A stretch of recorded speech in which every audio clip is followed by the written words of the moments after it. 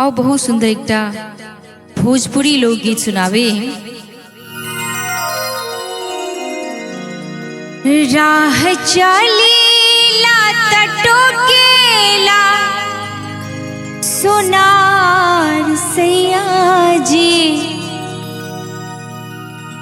राह चलीला टोकेला सोनार सैया जी, काहे नथिया गरबुला उधार सैया जी, काहे नथिया गरबुला उधार सैया जी, राह चलीला टोकेला सोनार सैया जी, राह चलीला टोकेला सोनार सैया जी, काहे नथिया गरबुला उधार सैया जी, काहे नथिया गरबुला।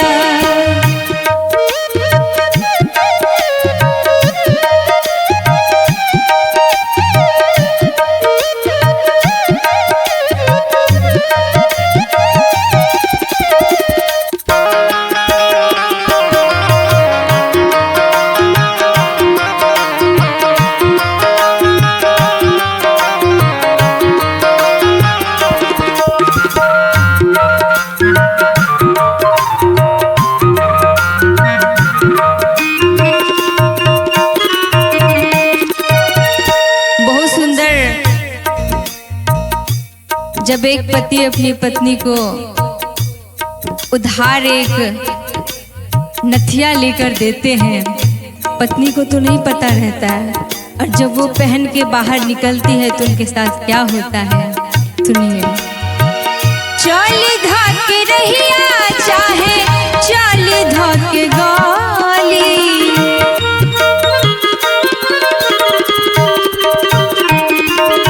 कहती है कि जब मैं नथिया पहन के बाहर निकली तो आसपास के लोग मुझसे क्या बोल रहे हैं। चल धके रहिया चाहे चल धके गाली, कहेला कि हेने आब सोन काली, कहेला कि हेने आब सोन काली।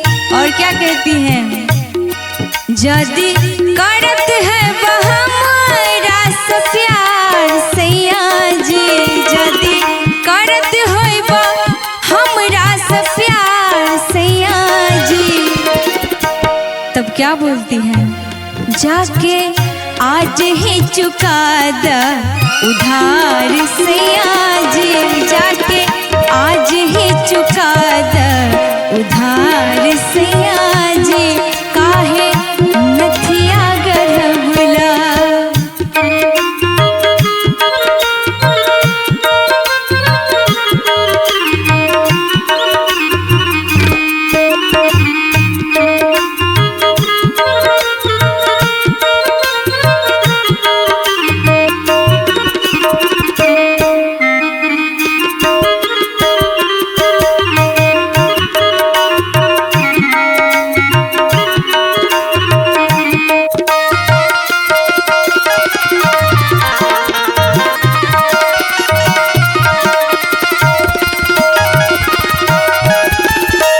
कहती हैं,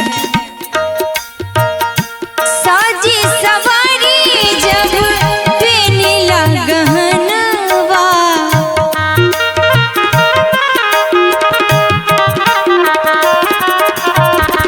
साजी सवारी जब पेनीला गहनवा, पड़ जाला फीका जब तेला उल्हनवा। कहती है कि जब गहने पहन के तैयार होके मैं बैठ के या कहीं निकलती हूँ और लोग सब जब उल्हाना दे देते हैं कि तुम्हारे पति उधार ले गए हैं सारे गहने, तो फिर ये पहन के क्या फायदा। साजी सवारी जब पेनीला गहनवा, पड़ जाला फीका जब दिला उल्हनवा, भई